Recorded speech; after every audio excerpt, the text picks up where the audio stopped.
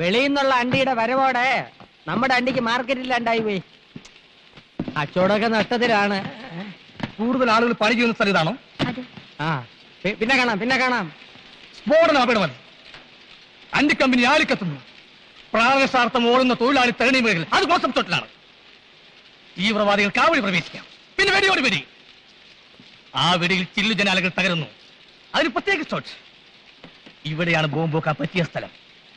പിന്നെ ഒരു പൊട്ടിത്തെറി. പൊട്ടിത്തെറിയല്ല, മുഖം പൊത്തി അടിയാണ് വേണ്ടത്. എന്റെ അണ്ടി ഫാക്ടറി ആരാടാ ബോംബ് വെക്കാൻ നിന്നോട് പറഞ്ഞത്? ആ പ്രഭാര പ്രഭുല്ലേ പറ. ഈ കോണാങ്കട്ടി വേഷം മാറി നടന്നാൽ ഞാൻ തിരിച്ചറിയില്ലെന്ന് വിചാരിച്ചോളാം ബ്രോക്കറെ. ഞാൻ ബ്രോക്കറല്ല, പി ആണ്. പി എന്ന് വെച്ചാൽ പാഴണ്ടി എന്നാണ് അർത്ഥം. അല്ല, വലിയ വലിയ കോടീശ്വരന്മാരുടെ കൂടെ നടക്കുന്ന ചിങ്കരി എന്നാണ് അർത്ഥം. ഈ നാട്ടിൽ ഞാനല്ലാതെ വേറെ ആരാടാ കോടീശ്വരൻ? അയക്കെന്തിനാണ് ഇവിടെ പണി? സിനിമ പിടിക്കുന്ന പണി. അയ്യോ, അയാളിപ്പോ എവിടെയാണ്? പുതിയൊരു ദൂരദർശൻ തുടങ്ങാൻ വേണ്ടി വന്നതാ. അപ്പൊ പഴയ ദൂരദർശനൻ സർക്കാരല്ലേ, സാമ്പത്തിക ഞെരുക്കം കാണും. എന്റെ സാറിപ്പം മഹാഭാരതം പോലുള്ള സീരിയസ് ആയി പിടിച്ചോണ്ടിരിക്കുകയാണ്. രണ്ട് അണ്ടി കമ്പനി മുതലാളിമാരുടെ കുടിപ്പകയുടെയും മത്സരങ്ങളുടെയും കയറലിയിപ്പിക്കുന്ന ഇടി സീരിയൽ. ഒരു മുതലാളി മണ്ടൻ, മറുമുതലാളി മരമണ്ടൻ. അവസാനം ഇരുവരും തമ്മിൽ തല്ലി കുത്തിച്ചാകുന്നു. രഹസ്യം കഥ. അവസാന ഭാഗം പിടിക്കാൻ ഉദ്ദേശിച്ച ഞാൻ ഇവിടെ വന്നത്. ഞാൻ ലൊക്കാലിറ്റി കാണാൻ വന്നതാ. പൊട്ടിത്തെറി ഇവിടെ വെച്ചാണ് ഉദ്ദേശിക്കുന്നത്. അതിന്റെ കാര്യമാണ് ഞാൻ നേരത്തെ പറഞ്ഞത്. പച്ച തെറിയേക്കണ്ടെങ്കിൽ ഇറങ്ങി പൊയ്ക്കോ. ഞാൻ ഈ സ്ഥലം സിനിമാ പടം പിടിക്കാൻ കൊടുക്കൂല. ഇല്ലെങ്കിൽ വേണ്ട, പിന്നെ ചോദിച്ചില്ല പറഞ്ഞാന്ന് പറയരുത്. ഞാൻ പോവുന്നു. എങ്ങോട്ട്? കാലൊടിഞ്ഞ ഇല്ല ചിരട്ട സാറിന്റെ അടുത്തേക്ക് പോവേണ്. ആ സാറ് കമ്പനി തരാതിരിക്കില്ല. കമ്പനി തരുന്ന എന്തിനാണ് ഉറപ്പ്? എന്റെ മുതലാളിയെ പോലെ അവിവാഹിതനും കോടീശ്വരനുമായ ഒരുത്തനെ വളർത്തിയെടുക്കാൻ ഏത് പെമ്മക്കളുടെയും ബുദ്ധിയുള്ള തന്തമാര് ശ്രമിക്കും. സുന്ദരൻ, സുമുഖൻ, സുശീലൻ, നായർ. ഓ, ചെറുക്കന്റെ പേര് സുശീലൻ നായർ എന്നാണല്ലേ ഫസ്റ്റ് പേര്? അതല്ല, അത് വിശേഷണം. പയ്യന്റെ പേര് ബാലകൃഷ്ണ. ആരോടും പറയില്ലെങ്കിൽ ഞാൻ രഹസ്യം പറയാം. ആ പ്രഭു സാറിന്റെ മോക്ക് വേണ്ടി ഈ മുതലാളി ആലോചിക്കാൻ എന്നെ ഏൽപ്പിച്ചിരിക്കുക. എങ്കിൽ ഞാൻ പോട്ടെ. പോകാൻ വരട്ടെ. ആലോചന ക്യാൻസർ ചെയ്. പണ്ടേ നിന്റെ സ്വഭാവം ഇങ്ങനെയാണ്. ഏതെങ്കിലും നല്ല കേസുകൾ വരുമ്പം നീ പ്രഭുവിന് തട്ടും. പിന്നെ ഞാൻ അത് മുടക്കാൻ നടക്കണം. ഡേയ്, ഈ ചെറുക്കനെ എനിക്ക് വേണം. ആ പ്രഭാര പ്രഭു ആശിച്ചത് ഞാൻ നേടിയെടുക്കും. നീ പടം പിടിക്കുകയെ ബോംബ് വയ്ക്കുകയെ എന്തൊരു വേണേ ചെയ്തോ. വേണേ എന്റെ അണ്ടി ഫാക്ടറി മുഴുവനോടെ നീ കത്തിച്ചോ. എടേ, എനിക്ക് ആ ചെറുക്കനൊന്ന് പരിചയപ്പെടണല്ലേ. തികച്ചും യാദർച്ഛികമായിട്ടാണ് പരിചയപ്പെട്ടതെങ്കിലും എനിക്ക് നിങ്ങളെ ഇഷ്ടമായി. നമുക്ക് വീണ്ടും കാണണം. എന്റെ മനസ്സിൽ ചില കണക്കുകൂട്ടലൊക്കെ ഉണ്ട് കേട്ടാ. ഓക്കെ.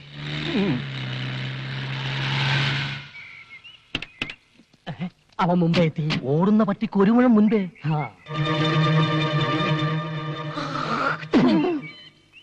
ഇവൻ വന്ന സ്ഥിതിക്ക് ഞാൻ ഒരു കാര്യം തീരുമാനിച്ചു കഴിഞ്ഞു. എന്തൊരു ഡിസ്ക് എടുത്താലും ശരി, എന്റെ മോളെ ഈ ചെറുക്കനെ കൊണ്ട് തന്നെയും കിട്ടി. ഇത് റിസ്ക് തന്നെയാ. ഇതെന്റെ ഒരു വാശിയാണ്. സ്വന്തം മോളുടെ ജീവിതമാണ്, സൂക്ഷിക്കണം. അതാണ് എനിക്ക് വലുത്. എന്നെ നീ ഒന്ന് പരിചയപ്പെടുത്തണം കേട്ടാ. ഞാൻ കുമാർ കുബേര. ഞാൻ കൃഷ്ണ, ബാലകൃഷ്ണ. ഇപ്പൊ പോയവൻ എന്തിനാണ് ഇവിടെ വന്നത്? ഇയാളെന്തിനാ ഇപ്പൊ ഇങ്ങോട്ട് വന്നത്? ഞാൻ പരിചയപ്പെടാൻ. അയാൾ പരിചയപ്പെട്ടിട്ട് പോയി. ആ പോയ സാധനം ഫ്രോഡാണ് കേട്ടാ. ഈ നിൽക്കുന്ന സാധനം ഞാൻ ഡീസന്റ്. വലിയ മുതലാളിയാ കശുവണ്ടിയുടെ. എത്ര ഫാക്ടറി ഉണ്ട്? ഒന്നോ? ഈ നിൽക്കുന്ന മുതലാളിക്ക് 18 ഫാക്ടറി ഉണ്ട്. എന്തൊരു ഫാക്ടറി? പടം പിടിക്കുന്ന ഫാക്ടറി. അതും കേരളത്തിന്റെ വിവിധ ഭാഗങ്ങളിൽ പറഞ്ഞു കൊടുക്കുകയെ. ഒറീസ, ബീഹാർ, രാജസ്ഥാൻ, വയറ് നിറഞ്ഞ്. ഈ നോക്കത്ത ദൂരത്ത് കണ്ണും നട്ട് കിടക്കുന്ന സ്ഥലം മുഴുവൻ മുതലാളി സ്വന്തമാക്കാൻ പോണു. ഒരു സ്റ്റുഡിയോ തുടങ്ങാൻ. ഈ ഫോട്ടോ എടുക്കുന്ന സ്റ്റുഡിയോ അല്ല, യുമാറ്റിക്. ഡ്രൈവർ. ഇയാൾക്ക് മനസ്സിലായില്ല, ശരിക്കും പറഞ്ഞു കൊടുക്ക്. ഈ ടിവിയിൽ വന്ന സിനിമയില്ലേ, അത് പിടിക്കുന്ന ഫാക്ടറി. ദൂരദർശനൻ. ആ, പുതിയതായിട്ടൊരു ദൂരദർശനം തുടങ്ങാൻ വരുന്ന ആളാണെന്ന് ഇയാള് പറഞ്ഞു. തോന കായാവൂലേ? ഓ, ഒരു 5 കോടി. എടോ പിയെ, ഇവിടെ പരിസരത്ത് എങ്ങനെ 5 സ്റ്റാർ ഹോട്ടൽ വല്ല ഉണ്ടോ താമസിക്കാൻ? ഇല്ല സാർ. ഇല്ലേ? എങ്കിലും ദൂരദർശന്റെ പരിപാടി ഇവിടെ വെച്ച് അവസാനിപ്പിച്ചിരിക്കുന്ന അച്ഛനോട് ഫോൺ ചെയ്ത് പറഞ്ഞേ. എന്റെ വീട്ടിൽ താമസിക്കാന്ന് പറയണേ. സാറിന് വിരോധം ഇല്ലെങ്കിൽ ഈ കുബേർ സാറിന്റെ വീട്ടിൽ താമസിക്കാം. എനിക്കത് ബുദ്ധിമുട്ടാവും. ഇപ്പൊ ഇവിടുന്ന് പോയ ആൾ ഇത് തന്നെയല്ലേ പറഞ്ഞത്? അയ്യോ, അവന്റെ വീട്ടിൽ താമസിക്കരുത്. അവന്റെ ഭാര്യയ്ക്ക് പകർച്ചവ്യാധിയാണ്. നിങ്ങളുടെ ഭാര്യയ്ക്ക് ഒരു വ്യാധിയില്ല. ഇനി വരാതെ നോക്കണം. മറ്റൊരു വഴിയില്ലെങ്കിൽ നമുക്ക് ഇയാളുടെ വീട്ടിൽ താമസിക്കാം അല്ലേ? ഡ്രൈവർ, ഒരു 50,000 രൂപ ചെക്ക് എഴുതി. അയ്യോ, പണം തന്നെ അവമാനിക്കരുത്. ഇതൊരു സഹായമായിട്ട് കരുതണം. എന്റെ മനനിമ്മതിക്ക് വേണ്ടി. ശരി. എങ്കിൽ നമുക്ക് ഇയാളുടെ വീട്ടിലേക്ക് പോവാം. ഡ്രൈവർ, വണ്ടി എടുക്കും.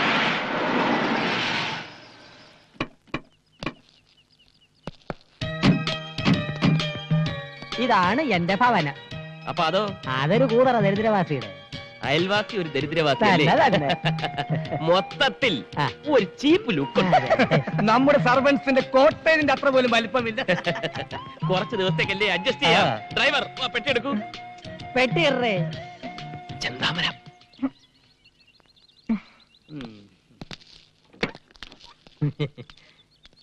എടടേ എന്താ എന്താ ഇവൻ എന്തോന്ന് ഇത് 10 കിലോ പെട്ടി വെച്ച് തിരിഞ്ഞളിക്കുന്നത്? തട്ടി തോളിക്കെട്ടടാ, കേട്ടടേ തട്ടി തോളിക്കെട്ടടാ. ഇങ്ങോട്ട് പറയേ, ഇങ്ങോട്ട് പറയേ. ഇതൊക്കെ ഒരു നേക്കാ.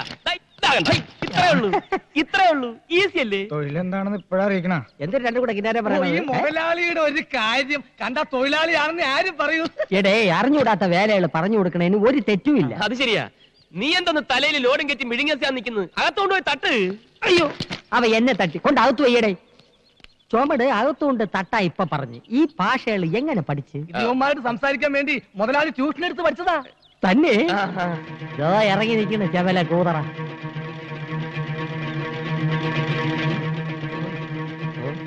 മോനെ നീ എപ്പോഴാണ് ഇവിടെ ദൂരദർശനം തുടങ്ങാൻ പോണത്? കോടിക്കണക്കിന് കായ് ചെലവാവില്ലേ? പിന്നെ ആ ചില കഴിപ്പണം കെട്ടവന്മാരെ കൊണ്ട് ഒരു ഇരിക്കപ്പുറതയില്ല ചെല്ല. ഇവിടെ നിന്നാ കണ്ണുവിട്ടൂടും. വാ അകത്തോട്ട് പോവാം. നമുക്ക് വെള്ളങ്ങളൊക്കെ കുടിച്ചിരിക്കാം. ഇവിടെ പലരും വിചാരിച്ചിട്ട് നടക്കാത്ത പല കാര്യങ്ങളും ഇനി ഈ കുബേരൻ നടത്തും. ഒലത്തും. എന്താ? അയൽവാസി ഒരു ദരിദ്രവാസി. അത് നിന്റെ അച്ഛൻ. വാ. ഓ, ഇത്രയും സൗകര്യങ്ങളൊക്കെ ഇവിടെ ഉള്ളൂ. ഇവിടെ താമസിക്കണേന് വിരോധമൊന്നും ഇല്ലല്ലോ. നോക്കാം നോക്കാം. ഹലോ മച്ചനോട് സാറിന സാറിന. ഹലോ. ആ എടാ തെണ്ടി, നീ കുറച്ചു നാളായി ചെന്താമരയുടെ കാര്യം പറഞ്ഞ് എന്നെ ഭീഷണിപ്പെടുത്താൻ തുടങ്ങിയിട്ട്. നീ അധികം വെളിച്ചിലെടുത്താണ്ടല്ലോ, ആ കോട്ടും സൂട്ടും ഊരി ഞാൻ അങ്ങോട്ട് പോവും. പിന്നെ നിന്റെ മുമ്പിൽ ഇരിക്കണ കോന്തന്റെ മകളെ കെട്ടണ എനിക്കൊന്ന് കാണണം. हम तुम के कमरे में बंद हो. राजा का रानी से प्यार हो गया. ഓ അവന്റെ ഒടുക്കത്തൊരു ഹിന്ദി പാട്ട്. ഫോൺ വെക്കട മൈച്ചാനെ. अच्छा अच्छा, मनीषा कोड़ियाला से पकड़ो. ഓഫി ഓഫി. നമ്മുടെ സീരിയലിൽ ആദ്യത്തെ എപ്പിസോഡിൽ മനീഷ കൊടിയാളയ്ക്ക് ഡേറ്റ് ഇല്ല. നമുക്ക് ജൂഹി ചൗളയെ ബുക്ക് ചെയ്യാം സാർ. അയ്യേ ചാള വേണ്ട അയ്യം. നമുക്ക് നെമ്മി വാങ്ങിക്കാം നെമ്മി. അച്ഛാ അച്ഛാ അച്ഛാ. അല്ല അച്ഛന്റെ കാര്യം കേട്ടപ്പോഴാണ് ഒരു കാര്യം നിരൂപിച്ചത്. ബാലകൃഷ്ണന്റെ അച്ഛന്റെ പേരെന്തര്? മാട്ടുപ്പെട്ടി മഹാദേവൻ.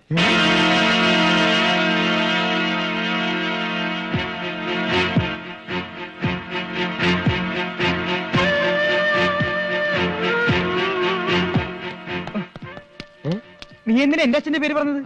എന്റെ അച്ഛൻ മരിച്ചുപോയില്ലേ? അച്ഛൻ മരിച്ച കടക്കാരുടെ തന്തയുടെ പേര് പറയാ. ഈ സിറ്റുവേഷനിൽ കാശുകാരനായ ഒരു തന്തയാണ് ആവശ്യം. അത് കേട്ടത് ആ കുബേരനകത്തോട്ട് പോയി. ഇനി എങ്ങാനും അയാൾക്ക് മഹാദേവനെ പരിചയം ഉണ്ടാവുമോ? ഉണ്ടാവോ? ഉണ്ടാവോ? നീനെ നമ്മുടെ ഫാക്ടറി വരുന്ന കശുവണ്ടിയൊക്കെ എവിടെ നിന്നാണെന്ന് അറിയാം? ആ മിടുക്കി. എടി തൂവലെ മഹാദേവന്റെ തോട്ടത്തിൽ നിന്നാണ്. ആ അയാളുടെ മോൻ നമ്മുടെ മോളെ കെട്ടിയ അണ്ടി പുറത്തൊന്നും വാങ്ങിക്കണ്ടല്ലോ. അത് ശരിയാ. ഇനിയിപ്പോ അയാളെങ്ങനെ പോലീസിൽ ഫോൺ ചെയ്യോ? എങ്കിൽ എല്ലാവരും അകത്തായത് തന്നെ. തലം കാലിയാക്കുന്നതാണ് ബുദ്ധി. ബാബാ ബാബാ നില്ല്.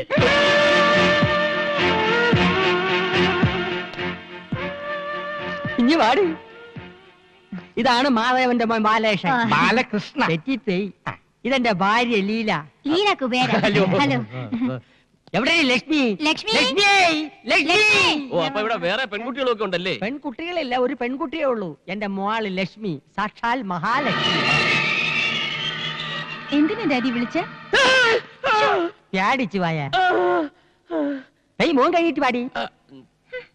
മാടപ്രാവിനെ പോലെ കുണുങ്ങി കുണുങ്ങി പോണത് കണ്ടാടിയേ. പകർച്ചവ്യാധിയാണോ? അയ്യോ അല്ല, മുഖത്തിനൊരു പോതരവ് കിട്ടാൻ വേണ്ടി പെരട്ടണ കുഴമ്പ്. എന്തിനാ എന്റെ പേര്? അതിപ്പോ നിനക്ക് പറഞ്ഞൂടെ? പിന്നെ എന്തിനു പുല്ലിന് നീ സൗന്ദര്യക്കടയിൽ കയറി ഇറങ്ങണം? അതുപോലെ മോള് കണ്ണി കണ്ട മാസികളൊക്കെ വായിച്ച് അവൾ എന്തൊരു കണ്ടാലും എടുത്ത് മോന്തയ്ക്ക് പരട്ടും. വെള്ളരിക്കണ്ടവള് വിടൂല്ല. വെട്ടിയെടുത്ത് കണ്ണി ഒട്ടിക്കും, കാരറ്റ് എടുത്ത് ചുരണ്ടും, റവ എടുത്ത് തലയെ തേക്കും, കുളിക്കുന്നത് പയറുപൊടി തേച്ച്, മോൻ കഴിവണത് ആട്ടും പാലില്. ഹോ ചെലവോട് ചെലവ്. എന്തൊരു കഷ്ടം. ഞാൻ ഒരു പണക്കാരനല്ലായിരുന്നു, ഇപ്പൊ പിച്ചക്കാരനായനെ. എന്തൊരു അവര് പെക്കളഞ്ഞത്. എത്ര കോടി രൂപ കിട്ടിയാലും ഈ അവതാരത്തിന് എനിക്ക് വേണ്ട. അയ്യോ, ഒറിജിനൽ രൂപത്തിന് യാതൊരു കുഴപ്പമില്ല. അത് നിനക്ക് എങ്ങനെ അറിയാം? ഇതെന്തൊരു ചർച്ചകള്? അല്ല, ഈ പ്രായത്തിലുള്ള പെൺപിള്ളേരുടെ വീട്ടിൽ കഴിയാൻ മടിയാണെന്ന് മടിച്ച് മടിച്ച് പറയായിരുന്നു മുതലാളി.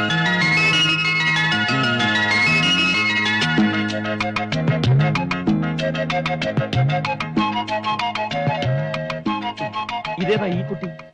എന്റെ മോള്. എനിക്കിഷ്ടമായി. ഈ വീടും പരിസരവും ഒക്കെ പരിചയപ്പെട്ടില്ല. സോറി.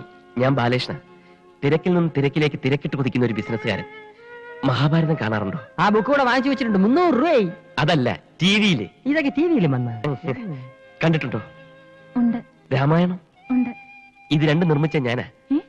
വേറെ വേറെ പേരുകളിൽ അതെന്തരന് ഈ ഇൻകം ടാക്സ്. ഓ ഈ സീരിയൽ അല്ലാതെ സിനിമയൊന്നും പിടിച്ചിട്ടില്ല. ഏയ്. ഒരെണ്ണം ആ, ഉണ്ട്. ഒരെണ്ണം. കൂലി നമ്പർ 1. കൂലി ഇംഗ്ലീഷ് സിനിമ. ഇനി ഞാൻ കഥ തിരക്കഥ വസനം എഴുതി സംവിധാനം ചെയ്യുന്ന ഒരു സീരിയൽ നിർമ്മിക്കാൻ പോകുന്നു. എത്ര എപ്പീസ്? 1000. ഇത്രയും നീളോ? അതേത് സീരിയൽ? രാമായണം 2ാം ഭാഗം. ഇംഗ്ലീഷാ. ഒരു ചെറിയ വേഷം ഞാനും അഭിനയിക്കുന്നുണ്ട്, രാമന്റെ. എന്റെ മനസ്സിലുള്ള സീതയുടെ രൂപം ഇതാണ്. സെലക്ട് ചെയ്താ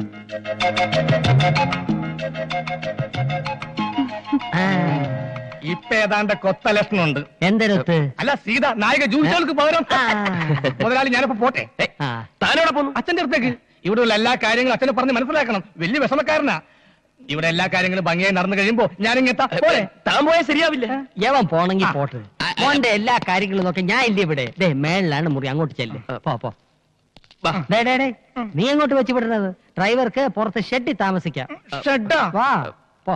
നീ അങ്ങോട്ട് ചെല്ല്. ദേ, പോടേ. ഷെഡിലോട്ട് ചെല്ല്. എന്തിനിടെ നിന്ന് വടവണത്? ഇവൻ തറയാണല്ലേ.